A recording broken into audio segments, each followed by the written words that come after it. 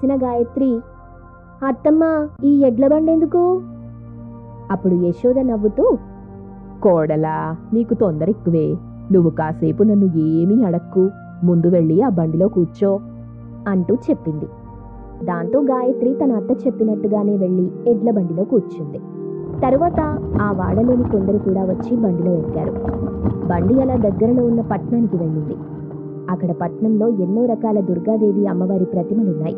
వాటిని చూస్తూ గాయత్రి ఆశ్చర్యంగా, ఆహా, ఎంత బాగున్నాయి అత్తమ్మ అమ్మవారి విగ్రహాలు అనుకుంటూ చూస్తుండగా యశోద తన కోడలితో, కోడలా, ఇన్ని ప్రతిమల్లో నీకు నచ్చిన అమ్మవారి ప్రతిమ ఏంటో చెప్పు అంటూ అడిగింది. అప్పుడు గాయత్రి అక్కడున్న అన్ని ప్రతిమలు చూస్తూ చివరికి తనకి ఒక అమ్మవారి ప్రతిమ బాగా నచ్చడంతో ఆ విషయం తన అత్తగారికి చెప్పింది. దాంతో యశోద తన కోడలు గాయత్రి చూపించిన అమ్మవారి ప్రతిమని కొనేసి ఆ ప్రతిమని ఎడ్లబండి మీద పెట్టుకుని తిరిగి ఊళ్ళోకొచ్చారు. అత్తమ్మ, ఈ అమ్మవారి విగ్రహానికి ఎన్ని రోజులు పూజలు చేస్తారు అని అడగ్గా అప్పుడు యశోద, 9 రోజులు కోడలా, నీకిది కూడా తెలీదా? రేపు పొద్దున్నే ప్రతిమని ప్రతిష్ఠించాలి, చాలా పనులున్నాయి ఇంకా అని చెప్పి పనిలో పడిపోయింది యశోద.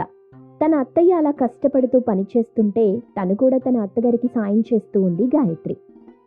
అత్తమ్మ, నాకు మస్తు నిద్రొస్తుంది, నేను పోయి పడుకుంటా అంటూ చెప్పింది. అప్పుడు యశోద, ఏంటి కోడలా, నీకప్పుడే నిద్రొస్తుందా?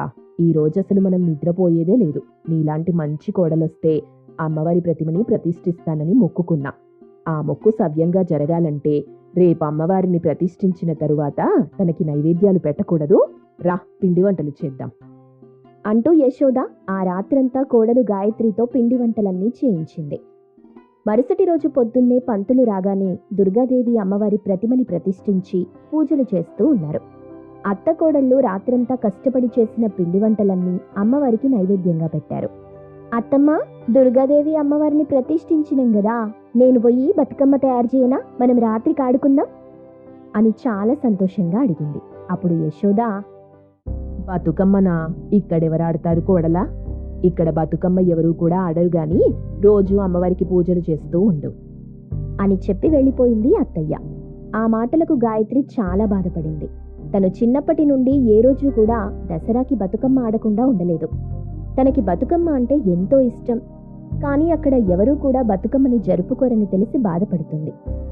రోజు ఉదయం సాయంత్రం దుర్గాదేవి అమ్మవారికి పూజలు చేస్తూ ఉంది.